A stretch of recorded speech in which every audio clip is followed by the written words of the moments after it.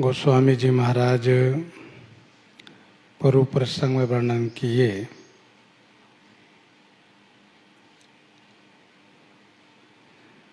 श्री रघुनाथ जी ने महाराज सुग्रीव और विभीषण से समुद्र के पार होने के संदर्भ में जब पूछा तो श्री विभीषण जी ने श्री राम जी के ऐश्वर्य को वर्णन करते हुए अपना विचार इस प्रकार से प्रभु के सामने रखा कि आपके बाण करोड़ों सागर को सुखाने वाला है, फिर भी नीति कहती है कि पहले आप सागर से विनती कीजिए। विभीषण जी महाराज बड़े ही नीतिवान हैं, नीति में कुशल हैं और नीति के अनुसार पहले साम नीति का ही अनुसरण होना चाहिए। श्री विभीषण जी रावण से भी साम नीति की बात किए थे।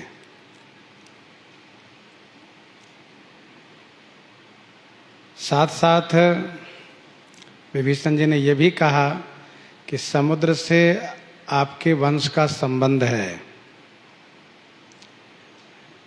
ये सागर अवश्य उपाय बताएंगे और जिससे बड़ी आसानी से सेना उस पार हो जाएगी। श्री राम जी विभीषण जी के विचार को समर्थन करते हुए प्रभु ने यह कहा कि हम सब उपाय करते हैं, हम वही उपाय करते हैं, सफल तब होगा यदि दैव सहायक होंगे तब। यह सुनकर के श्री लक्ष्मण जी को बहुत दुख लगा और श्री लक्ष्मण जी ने कहा कि दैव का क्या भरोसा है। जब आप स्वयं संदेह कर रहे हैं तो यह मान लीजिए कि वह कुछ दैव करेंगे नहीं। इसीलिए मन में रोष कीजिए और धनुष पर बाण का संधान कीजिए, सागर को सुखा दीजिए।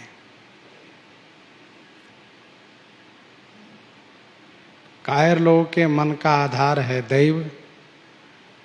आलसी लोग वचन से दैव दैव पुकारा करते हैं। तो जो कायर है, पुरुषार्थहीन है, आलसी हैं, ऐसे लोग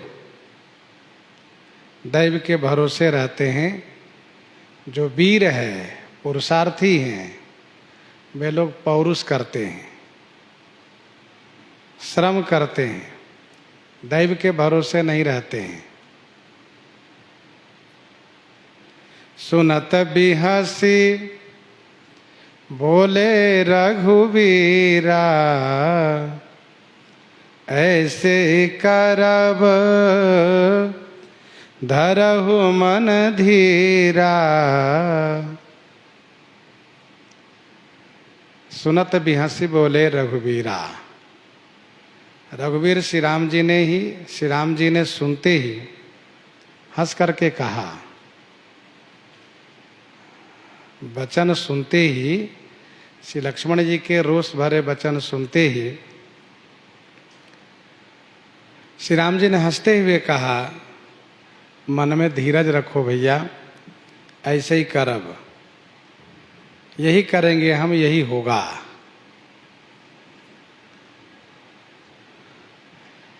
अस कही प्रभु अनुजहि समुझाई, सिंधु समीप गए रघुराई।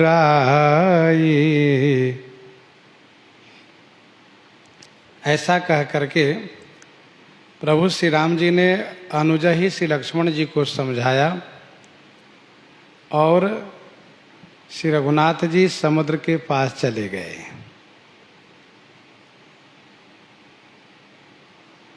प्रभु ने कहा, भैया लक्ष्मण, विभीषण जी सखा हैं हमारे और उनका विचार आदरणीय है। सागर हमारे कुलगुरु भी है।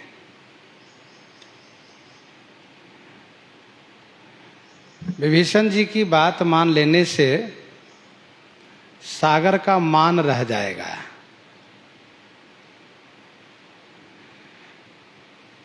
सागर यदि नहीं मानते हैं, वे नहीं मेरी प्रार्थना सुनते हैं, तो फिर वही करेंगे। वैसे भी भैया साम नीति का प्रयोग पहले करना यह धर्मशास्त्र का सहमत है। और नीतिकार, ऋषि मुनि, धर्मशास्त्र के ज्ञाता सब लोग इस बात को मानते हैं, सब इस बात से सहमत हैं कि पहले साम नीति का प्रयोग करना चाहिए।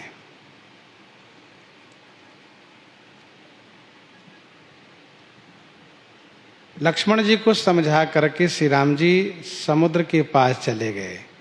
सिंधु समीप गए रघुराई। श्री विभीषण जी ने ये कहा है कि विनय करिए सागर सन जाइए। वहां जाकर के विनती कीजिए। तो श्री राम जी इसलिए सागर के समीप गए, अर्थात तट पर गए। जहां पर जल है वहां तक, जहां पर जल है वहां गए। तीर और तट में यही अंतर है। ए विधि जाई कृपा निधि उतरे सागर तीर। तो तीर है सागर के, वह तीर है जहां तक कि सागर के जल बढ़ने पर जल पहुंचता है। सागर की जहां तक सीमा है। और वर्तमान में जहां पर जल है वही है तट। तो श्री राम जी सागर के समीप बिल्कुल तट पर पहुंच गए। प्रथम प्रणाम किन्ह सिर नाई, बैठे पुनि तट दर्भ डसाई।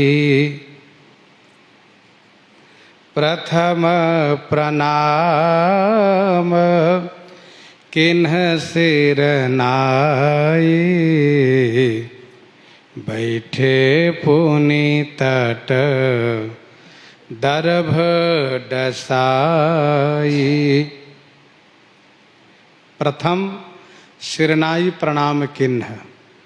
सर्वप्रथम सिर नवा करके श्री राम जी प्रणाम किए और फिर दर्भ दसाई। दर्भ माने कुश, दर्भ माने कुश, दसाई माने बिछा करके श्री राम जी बैठ गए। बैठे पुनि तट दर्भ डसाई। पुनि माने फिर तट पर, दर्भ डसाई माने बिछा करके बैठे। श्री राम जी सर्वप्रथम सागर को प्रणाम किए। शीश नवहि सुर गुरु द्विज देखी। सागर तीर्थों के पति है, सभी नद नदी के पति हैं।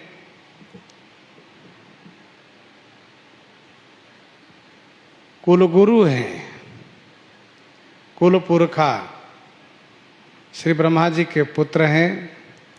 श्री राम जी मर्यादा को अनुसरण करते हुए, माधुर्य को अनुसरण करते हुए सागर को प्रणाम किए और फिर तट पर कुशा बिछा करके बैठ गए। श्री राम जी स्वयं अपने ही हाथ से कुशा बिछाए, जिसका एक संकेत ये है कि जप अनुष्ठान करने वाला जो आसन होता है उसको औरों के स्पर्श से बचाना चाहिए और उसे अपने से ही बिछा करके बैठना चाहिए, अपने साथ रखना चाहिए। बहुत ऐसे आचार विचार के निर्वाहक, पालन करने वाले संत महापुरुष अपना आसन अपने साथ ही रखते हैं, उसको बिछा करके बैठेंगे, फिर समेट के लेके चल देते हैं। भूमि पर कुछ बिछाना चाहिए। यूं ही भूमि पर बैठ करके पूजा पाठ करने का विधान नहीं है। भूमि में आकर्षण होता है, इसीलिए संतों ने, मनीषियों ने यह विधान बनाया है कि आसन बिछाइए। श्री राम जी आसन बिछाए हैं। श्री राम जी निरायुध हैं, अर्थात अस्त्र शस्त्र लेकर नहीं बैठे हैं। विनती के लिए, प्रार्थना के लिए सागर तट पर बैठे हैं, इसलिए धनुष बाण पास में नहीं रखे हैं। और वैसे भी पूजा पाठ के वक्त अस्त्र शस्त्र रखना भी नहीं चाहिए। आगे कहेंगे लक्ष्मण बाण सरासन आनु, ले आओ।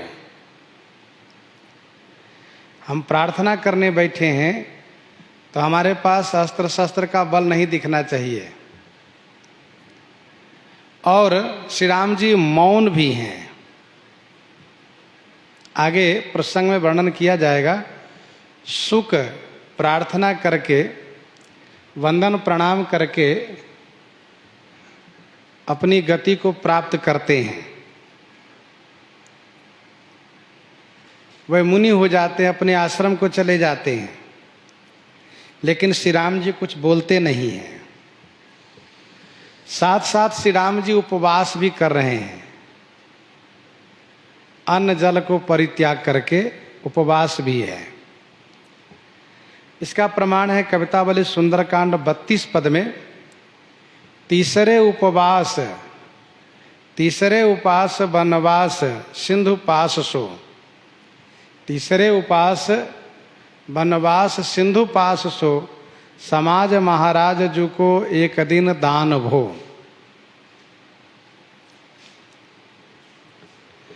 तो निरायुध हैं, मौन है और उपवास है। आसन होना चाहिए। गुप्त सार संग्रह में लिखा है किस आसन से क्या लाभ होता है। कृष्णा जिने धनम पुत्रा मोक्षः श्री व्याघ्र चरमणि। कृष्णा जिने धनम पुत्रा मोक्षः श्री व्याघ्र चरमणि। कुशासने ज्ञान वृद्धि कंबलम चोत्तमा गति। काष्ठासने व्याधि भयम पाषाणे हानिरेव च। वस्त्रासने वृथा पूजाम धरण्याम निर्धनो भवेत। कृष्णा जी ने धनम पुत्रा, जिसको मृग चर्म कहते हैं, कृष्णा जी ने मृग चर्म, मृग चर्म पर बैठ करके नियम अनुष्ठान करने वाले को धन पुत्र की प्राप्ति होती है। बाघंबर पर बैठ करके नियम अनुष्ठान करने वाले को मुक्ति होती है। कुशासन पर बैठ करके पूजा पाठ करने वाले को ज्ञान बढ़ता है। कंबल पर बैठ करके पूजा पाठ करने वाले को उत्तम गति होती है। ये विधि है। चाहे मृग चर्म हो, चाहे बाघंबर हो, कुशासन हो अथवा कंबल हो, यह है विहित आसन। और जो निषेध है, जहाँ बैठ कर के पूजा पाठ व्यर्थ होता है, जैसे कि काष्ठासने व्याधि भयम, लकड़ी पर बैठ कर के पूजा पाठ करने वाले को रोग हो जाता है। पत्थर पर बैठ कर के पूजा पाठ करने वाले को हानि होती है, अर्थात जोड़ों में दर्द हो जाता है। पाषाणे हानि रेवच। सूती वस्त्र पर बैठ करके, सूती वस्त्र पर बैठ करके पूजा पाठ करना, पूजा पाठ व्यर्थ होता है। बिना आसन के बैठने पर निर्धनो भवेत, धनहीन हो जाता है वह। तो आसन की विधि है। श्री राम जी सागर के तट पर कुसा बिछा करके बैठे हैं।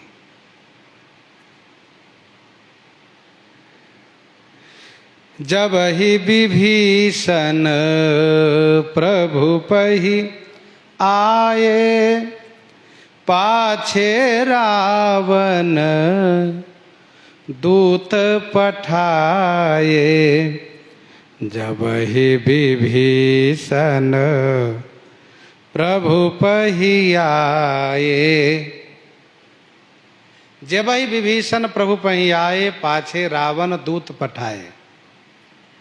जब ही माने ज्यों ही श्री विभीषण जी प्रभु श्री राम जी के पास आए, पाछे माने पीछे से तुरंत रावण ने दूतों को पठाए माने भेजा। दूतों को भेजा कि देखो ये विभीषण कहाँ जाता है, किसकी शरण में जाता है, कौन इनको आश्रय देता है। इन सब बातों को जानने के लिए रावण ने दूतों को भेजा। जब ही विभीषण प्रभु पही आए। अच्छा, जब ये दूत आए तब गोस्वामी जी ने नहीं कहा। क्यों नहीं कहा? क्योंकि उस वक्त ये लोग गुप्त थे, गुप्तचर का काम कर रहे थे। तो गोस्वामी जी को तो पता हो चुका था कि आ गए हैं, परंतु जब ये लोग गुप्त थे तो गोस्वामी जी को लगा कि हमें प्रकट करना उचित नहीं है। समय पर प्रकट करेंगे, जब यह प्रकट होगा, जब इसको प्रकट होने का समय आएगा। तो अब इसके प्रकट होने का समय आ गया, इसलिए गोस्वामी जी ने इनका परिचय देना शुरू किए।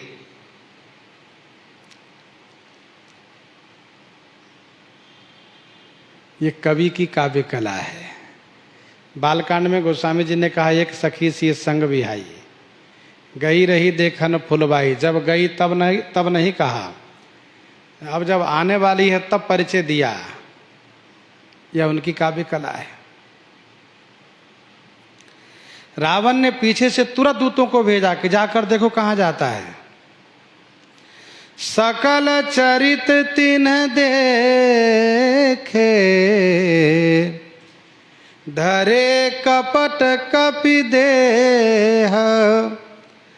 प्रभु गुण हृदय सराही, शरणागत पर नेह। शरणागत पर नेह।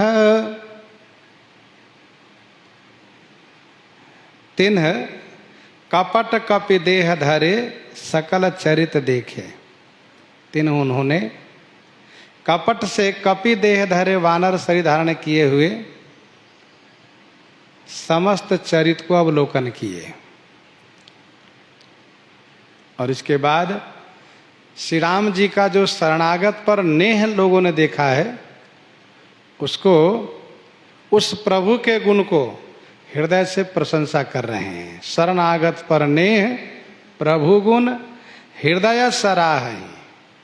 शरणागत पर जो स्नेह देखा है, उस प्रभु के गुण को हृदय से प्रशंसा कर रहे हैं।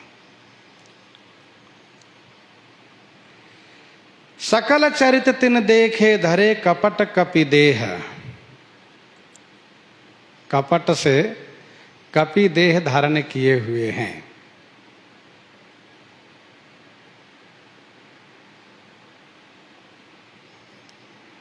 अर्थात ये सब बड़े कपटी हैं, मायावी होते हैं। काम रूप जाने सब माया। जब जैसी आवश्यकता हो तब वैसा रूप ये धारण कर लेते हैं।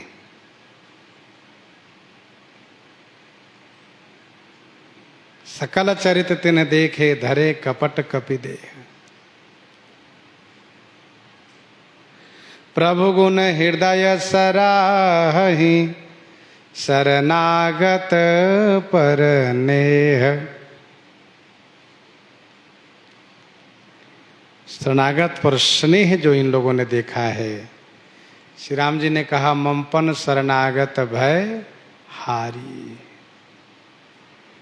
फिर कहा कोटि विप्रबध लाग ही जाहू, आए शरण तजौ नहीं ताहू। जो सभीत आवा सरनाई, जो सभीत आवा सरनाई, रखिहूं ताहि प्राण की नाई। रखिहूं ताहि प्राण की नाई।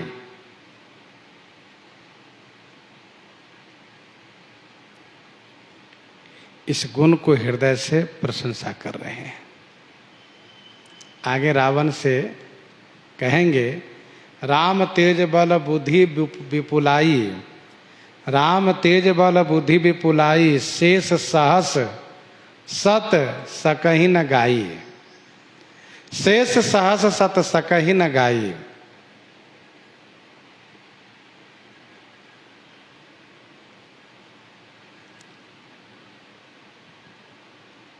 ये लोग हृदय से प्रशंसा कर रहे हैं, अर्थात बड़े प्रभावित हो गए। इन लोगों के मन में बात आई, अरे भैया स्वामी हो तो इनके जैसे। देखा शत्रु के भाई को किस प्रकार से आदर पूर्वक इन्होंने बुलाया और प्रणाम करने पर उठा करके हृदय से लगाया, कुशल पूछा, अपना स्वभाव कहा, भक्ति का वरदान दिया, लंका के राजा बना दिया। कदाचित हम सब बचे रह जाएंगे तो बहुत अच्छा रहेगा, क्योंकि राजा विभीषण जी होंगे तब। तो प्रभु गुण हृदय सराहि शरणागत पर नेह। और मन में कहीं न कहीं यह बात आ रही है, यदि हम लोग भी शरण में आएंगे तो हमें भी अवश्य स्वीकार करेंगे। प्रभु ने कहा है कि जो सभी तावा शरण आई, रखियूं ताहि प्राण की नाई। चलो भैया वक्त पड़ेगा तो हम यहीं आ जाएंगे। वहाँ इस प्रकार से अपमान क्लेश सह करके नहीं रहेंगे, चले आएंगे यहीं पर। जब हृदय से श्री राम जी के गुण को प्रशंसा करने लगे तो धीरे धीरे इनके हृदय में प्रेम बढ़ा, क्योंकि भगवान का गुण को स्मरण जब करिए तो वह गुण श्री राम में प्रेम को उत्पन्न करता है, और यदि प्रेम हो तो उसको बढ़ाता है। प्रगट बखानहि राम सुभाऊ, अति सप्रेम गा बिसरि दुराऊ। प्रगट बखानहि राम सुभाऊ, अति सप्रेम गा बिसरि दुराऊ।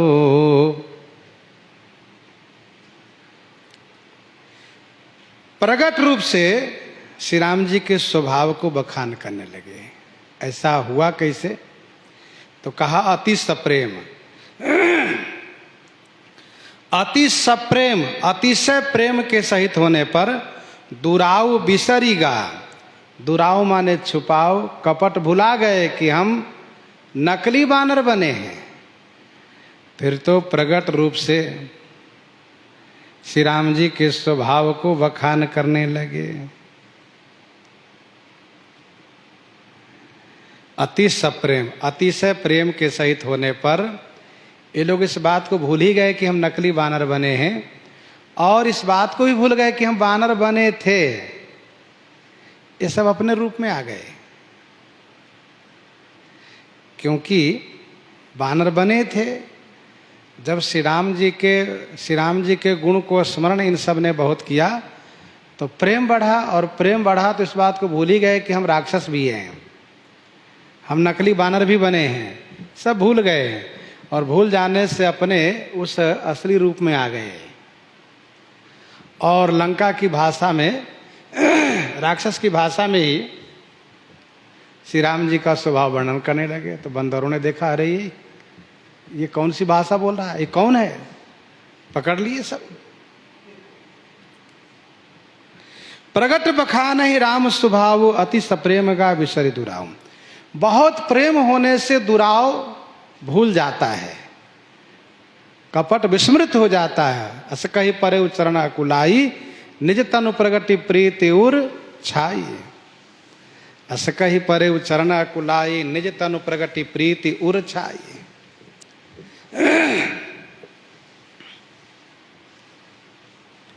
निज तनु प्रगति प्रीति उर छाई।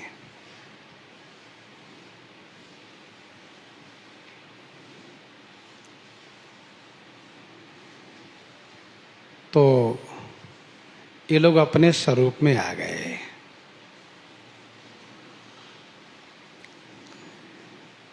प्रगट बखान ही राम स्वभाव।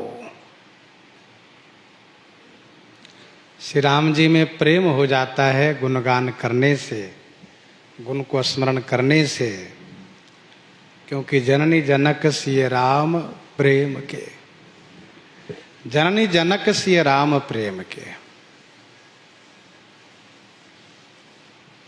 राम सुप्रेम ही पोसत पानी, रिपु के दूत कपिन तब जाने, सकल बांधे कपिस पहियाने। रिपु के दूत कपिन तब जाने, सकल बांधे कपिस पहियाने। रिपु के दूत कपिन तब जाने।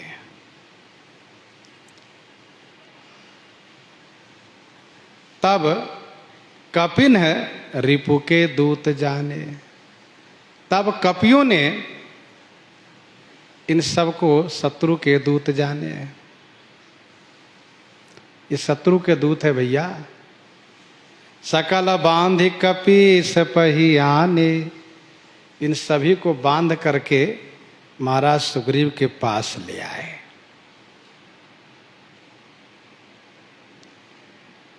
श्रीमद् वाल्मीकि रामायण के अनुसार शुक को भेजा गया है पहले कि जाकर के सुग्रीव को अपने पक्ष में मिलाओ। ये पक्षी के रूप में पहुँचे हैं और महाराज सुग्रीव से जब वार्ता किए तब इनके पंख उखाड़े गए। जब नेत्र फोड़े जाने लगे तब इन्होंने बड़ी दीनता के साथ प्रार्थना किया है, तब छोड़ दिए गए हैं। ये वाल्मीकि रामायण की कथा है। और सुक सारण बाद में फिर भेजे गए हैं, और शार्दुल के नेतृत्व में कई बार दूतों को भेजे गए हैं। जब जब भेजे गए हैं तब तब पकड़े गए हैं, मारे गए हैं, दंड दे करके छोड़े गए हैं। ये सारी बातें वहाँ कही गई है। श्रीमद् रामचरितमानस जी की कथा में, मानसकल्प की कथा में सुक सारण आए हैं। ये भी सुक हैं, यही सुक सारण है। और एक दो नहीं, लगभग कई है। एक दो नहीं है, कई लोग हैं ये, इसीलिए बहुवचन का प्रयोग है। बहुवचन का प्रयोग है। पाछे रावण दूत पठाए। और सकल बांध कपीस पहियाने, सकल सभी को बांध करके महाराज सुग्रीव के पास ले आए। श्री सुग्रीव के पास इसलिए लाए क्योंकि सुग्रीव राजा हैं। महाराज जो आदेश करेंगे वही हम लोग करेंगे। सुग्रीव के आदेश से ही हम लोग कुछ करेंगे। कह सुग्रीव सुनहु सब बानर, अंग भंग करी पठबहु निशिचर। कह सुग्रीव सुनहु सब बानर, अंग भंग करी पठबहु निशिचर। कह सुग्रीव सुनहु सब बानर।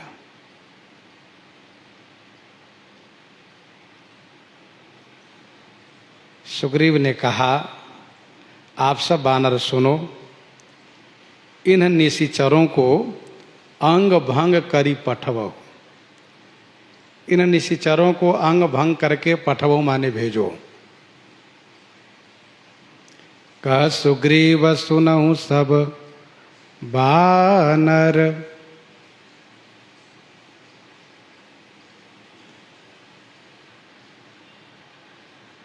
महाराज सुग्रीव इस बात को भली भांति जानते हैं कि नीति को नहीं, नीति के अनुसार दूतों को मारना नहीं चाहिए और नीति का अनुपालन हमेशा करना चाहिए। नीति विरोध न मारिए दूता।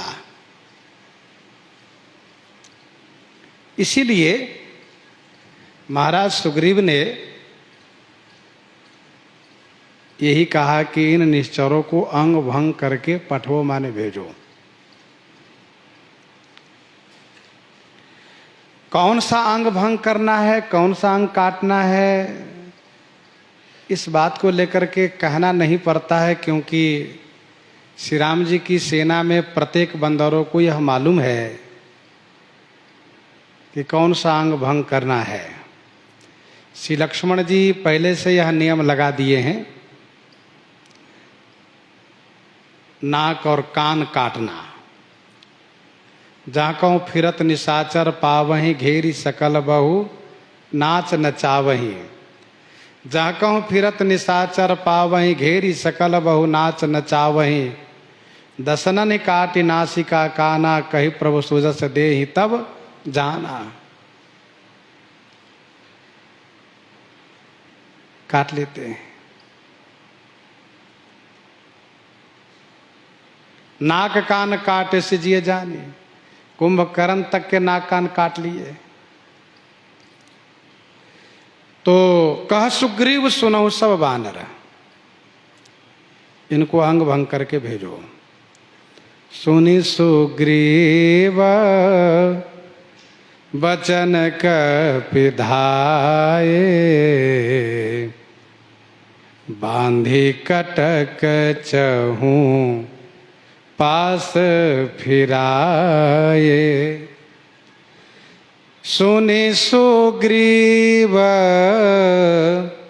बचन कपिधाये, बांधे कटक चहुपास फिराए। सुनि सुग्रीव बचन कपिधाये, बांधि कटक चहुपास फिराए।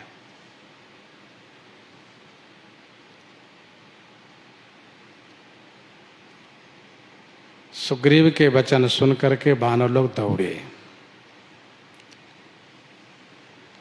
बांध कटक चहुपास फिराए, बांध करके कटक माने सेना के चारों तरफ इनको घुमाए। कदाचित कोई और भी छुपे हो तो उनको भी पता चल जाना चाहिए कि यदि हम प्रकट हुए, हम जाने गए, तो हमारी भी यही दशा होगी। सुनि सुग्रीव बचन कपिधाय, सब दौड़े, जहां तहां जो खड़े थे सब दौड़ के आए। अच्छा, प्रश्न ये उठता है कि एक बार तो बांध के लाए थे, फिर दोबारा बांधे, ऐसा क्यों? सकल बांध कपीस पहियाने, और फिर क्यों बांधे? तो इसका समाधान यह है कि यह नियम है कि अपराधी को जब न्यायालय में प्रस्तुत किया जाता है, न्यायाधीश के सामने पेश किया जाता है, तो उसको बंधन से मुक्त कर दिया जाता है, बंधन खोल दिया जाता है। फिर वहां के बाद बाहर निकलने पर बांध करके सेना के चारों तरफ घुमाए। सुनि सुग्रीव बचन कपिधाय, बांधि कटक चहुपास फिराए।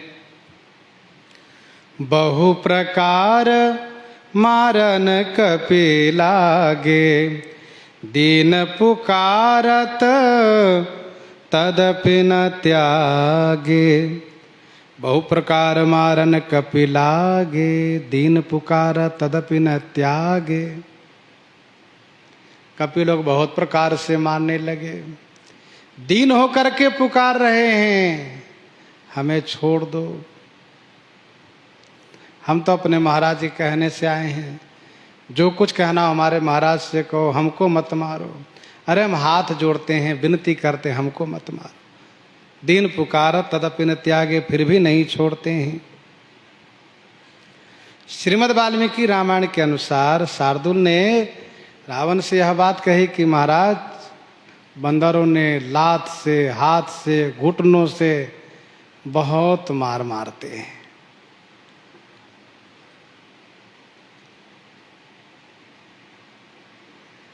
जिस प्रकार से हनुमान जी के लिए सुंदरकांड में ही वर्णन किया गया है, वैसे यहाँ पर वर्णन है।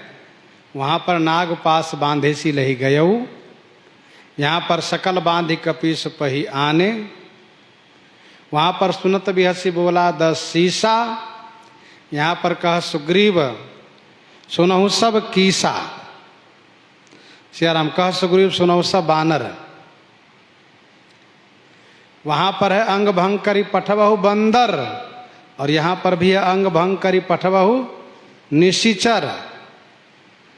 वहाँ पर है सुनत निशाचर मारन धाये, और यहाँ पर सुन सुग्रीव बचन कपि धाये। वहाँ पर है मारहि चरण करहि बहु हासी, यहाँ पर भी है बहु प्रकार मारन कपि लागे। वहाँ पर है नगर फेरी पुण्य पूछ प्रजारी, और यहाँ पर है बांधि कटक चौपास फिराए। जो दूत के साथ व्यवहार वहाँ लंका में किया गया, वह सब व्यवहार यहाँ भी इनके साथ किया गया। वहाँ पर कपि के ममता पूछ पर सबही कहा समझाई।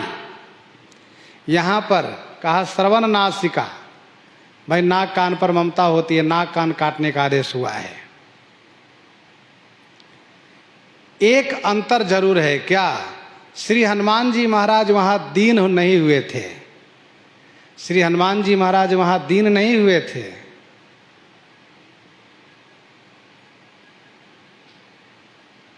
लेकिन यहां पर ये लोग दीन पुकारत तदपि न त्यागे, फिर भी नहीं छोड़े जाते हैं।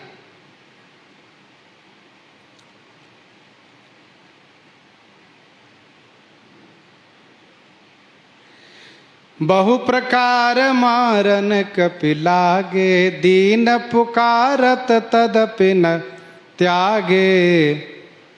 जो हमार हर नासा काना, तेहि को सला धीस कई आना।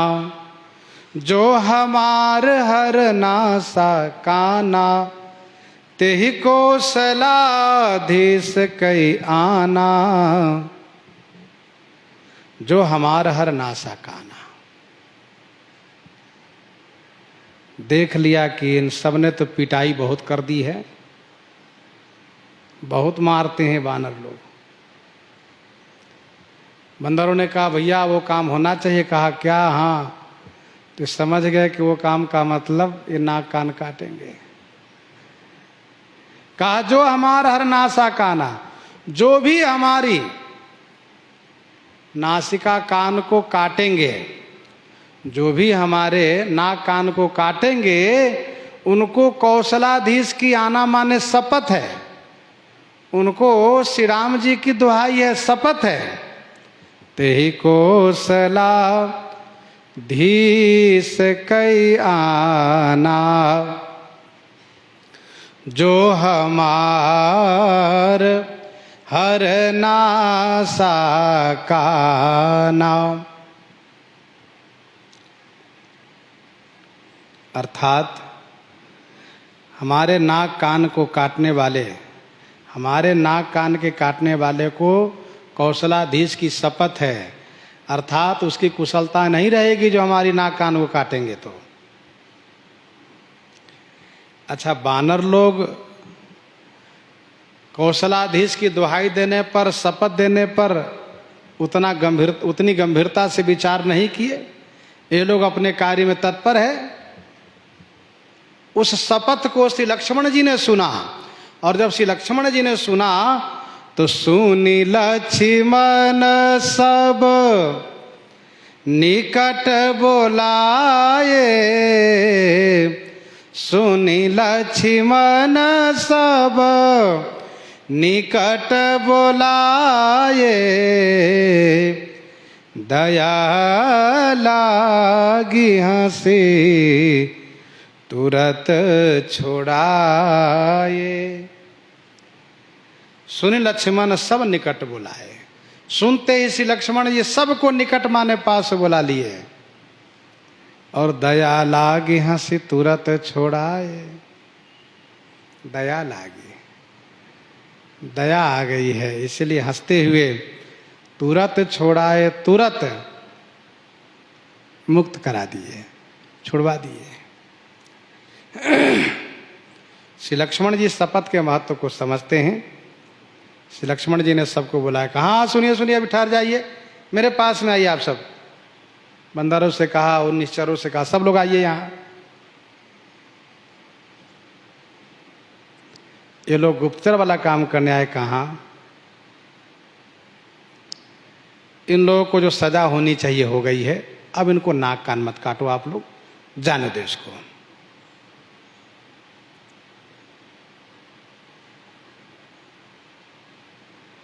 श्री लक्ष्मण जी इस बात को समझ रहे हैं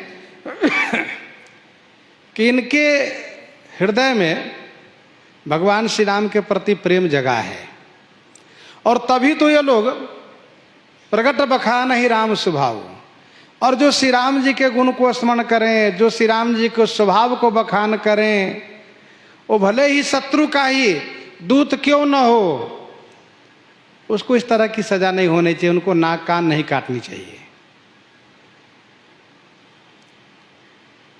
दया आ गई, कृपा हो गई,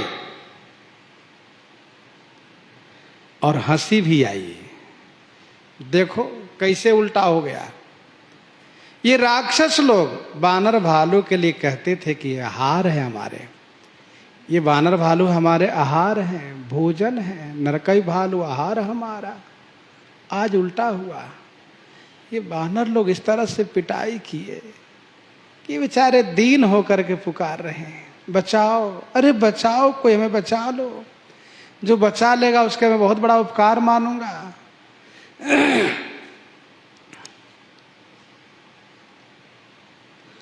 दया लागी हंसी तुरत छोड़ाए। श्री लक्ष्मण जी जीवाचार्य हैं, जीवों के प्रति इनका बहुत दया भाव रहता है। असुर है तो क्या हुआ, श्री राम जी की शपथ देने का मतलब श्री राम जी की महिमा को ये जानता है। अभी अभी श्री राम जी के स्वभाव को बखान कर रहा था। श्री लक्ष्मण जी छोड़ा दिए और कहा सुनो भैया, अब तुम लंका जाओगे, मैं एक पत्र दे रहा हूं, उस पत्र को ले जाओ, चिट्ठी को ले जाओ और इस पत्र को जाकर के अपने महाराज को देना। रावण कर दीजहु यह पाती, लक्ष्मण वचन बाँचु कुल घाती। रावण कर दीजहु यह पाती, लक्ष्मण वचन बाँचु कुल घाती। रावण कर दीजहु यह पाती। रावण के हाथ में यह पत्रिका तुम देना और कहना, वो कुलघाती महाराज लक्ष्मण वचन बाँचू। लक्ष्मण जी के वचन को, पत्रिका को बाँचू माने पढ़ लीजिए और सुनो। तुम लोग महाराज को ही देना पत्र, किसी और को मत देना, नहीं तो वे डर के कारण महाराज को पत्र ही नहीं देंगे। तुम ही देना। रावण कर दीजो यह पाती।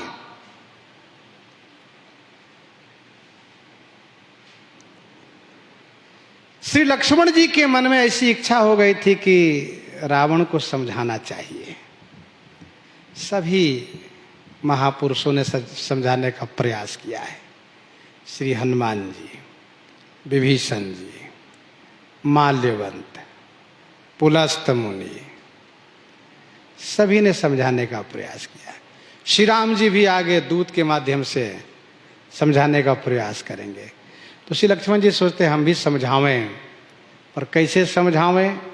तो बढ़िया मौका मिला है और स्वामी अभी अनुष्ठान कर रहे हैं, समुद्र को मनाने में लगे हैं। तो मैं एक पत्र के माध्यम से रावण को समझाने का प्रयास करूं, कदाचित मान ही जाए। तो श्री लक्ष्मण जी ने तुरंत फटाफट पत्र लिखा और पत्र लिख करके दिया इनको और कहा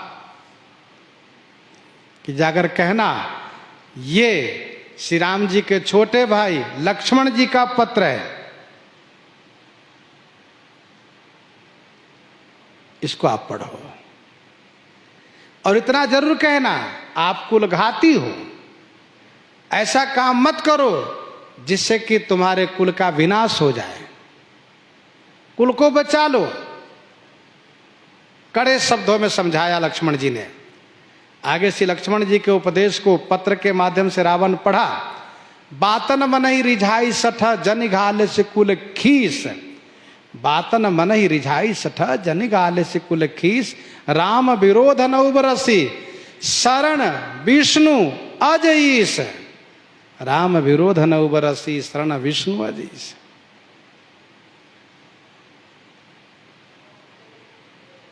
बचेंगे नहीं।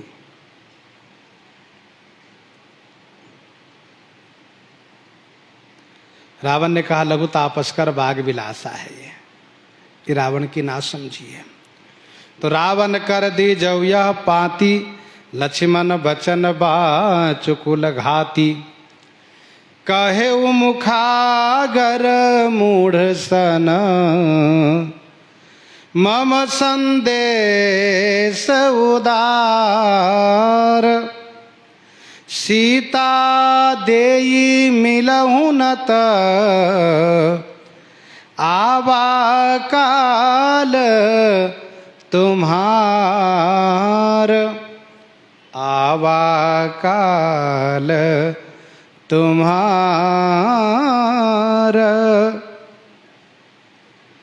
कहो मुखागर मूढ़ सना मम संदेश उदार।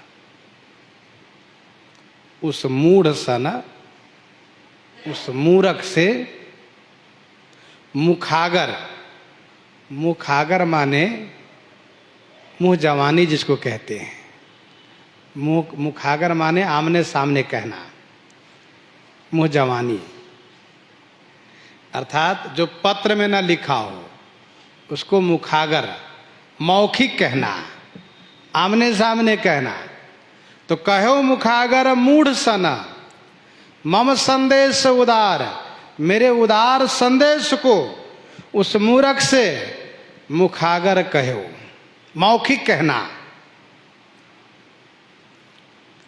सीता देई मिलहु न त, श्री सीता जी को दे करके मिल लो, न त नहीं तो आवा काल तुम्हार काल आ गया है। श्री लक्ष्मण जी ने कहा, सुनो, तुम उस मूर्ख से कहना मौखिक बात, मुंह जवानी, आमने सामने होकर के। वह मूर्ख है, मूर्ख हुआ जो अपनी हानि लाभ को न समझे, हित अनहित को, उचित अनुचित को, अच्छा बुरा को जो न समझे, मूर्ख। मम संदेश उदार, ये मेरा जो उदार माने महान श्रेष्ठ संदेश है, उसे कहना। श्री सीता जी को दे करके मिल लें, नहीं तो समझ लो कि काल आ गया तुम्हारा। तुम कृतांत भक्षक सुरत्राता, श्री लक्ष्मण जी हैं। श्री राम जी, तात राम ने नर भूपाला, भुवनेश्वर काल होकर काला, काल रूप तिनका मैं भ्राता, शुभ और अशुभ कर्म फलदाता।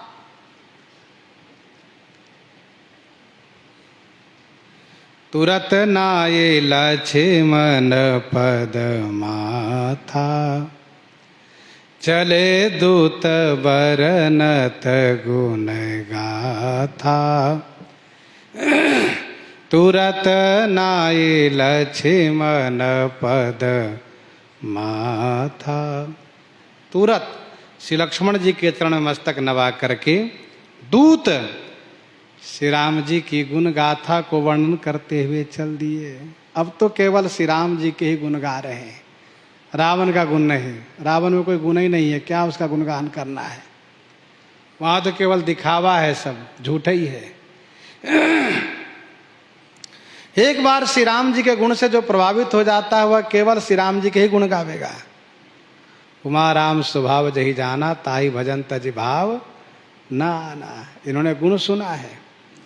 तुरत नाये लक्ष्मण पद माथा, चले दूत बरनत गुण गाथा। ये दूत गुण गाथा वर्णन चले, गुण गाथा को वर्णन करते हुए चल दिए।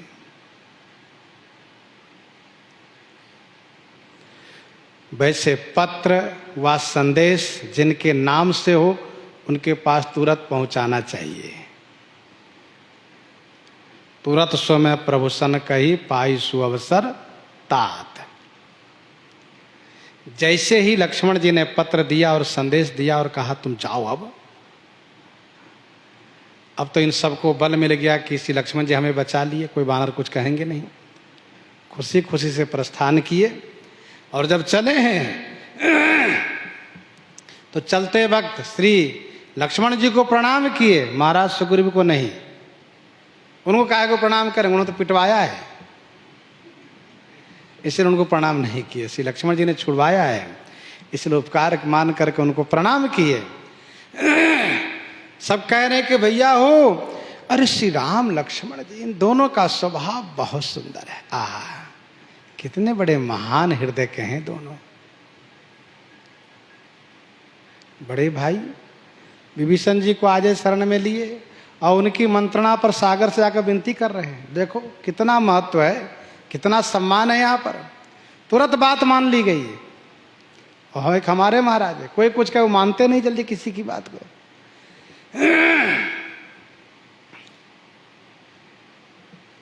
कहत राम जस लंका आए, रावण चरण शेष तिन्ह नाये। कहत राम जस लंका आए, रावण चरण शीस तिन्ह नाये, कहत राम जस लंका आए। श्री राम जस कहते हुए लंका में आ गए। रावण चरण शीस तिन्ह नाये, तीन उन्होंने रावण के चरण में मस्तक नवाए, प्रणाम किए। कई लोग हैं ये दूत लोग, इसलिए श्री राम गुण श्री राम जस कहते हुए सब आए। यदि अकेले होते तो विचार करते हुए आते, मन में सोचते हुए आते। जैसे राम रूप भूपति भगति ब्याह उछाह आनंद, जात सराहत मन ही मन मुदित गाधि कुल चंद, क्योंकि अकेले जा रहे हैं। भरत बाहुबलशील गुना प्रभुपद प्रीति अपार, भरत बाहुबलशील गुना प्रभुपद प्रीति अपार। जात सराहत मन ही मन पुनि पुनि पवन कुमार, अकेले हैं।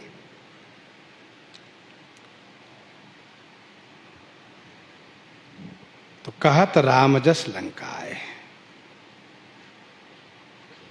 कहत राम जस विशद विशाला, निज निज भवन गए महिपाला। समूह में गए।